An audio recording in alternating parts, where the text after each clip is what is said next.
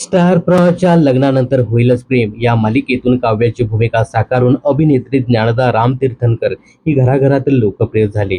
ज्ञानदा रामतीर्थनकर आणि हर्षद आत्माराम या दोघांनी काल 8 मे रोजी मोठ्या थाटामाटात लग्नगाठ बांधली.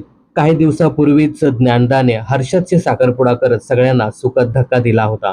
आता ही जोडी शाही विवाह सोहळ्यात लग्नबंधनात अडकली. मात्र या दोघांची लव्ह स्टोरी तुम्हाला माहीत आहे का? तीच या व्हिडिओमध्ये जाणून घेऊया.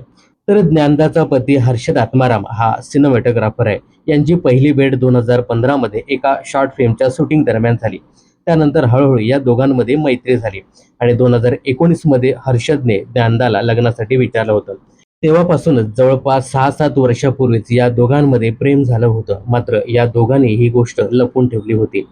या संदर्भात बोलताना ज्ञानदा म्हणाली होती की मी 22व्या वर्षी त्याच्या प्रेमात पडले.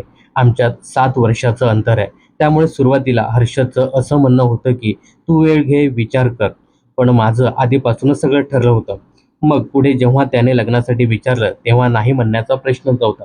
कारण माझं ठरलं होतं की आपल्याला त्याच्याशीच लग्न करायचं आहे. राजश्री मराठीला दिलेल्या मुलाखतीमध्ये हर्षद ज्ञानदाच्या स्वभावाबद्दल बोलताना म्हणाला होता की ती समोरच्या व्यक्तीची खूप प्रेमाने काळजी घेते. तिला सर्वांबद्दल आपुलकी वाटते. तिचा स्वभाव खूपच छान असल्या कारणाने आपसुकच आमच्यामध्ये चांगलं बॉन्डिंग झालं होतं.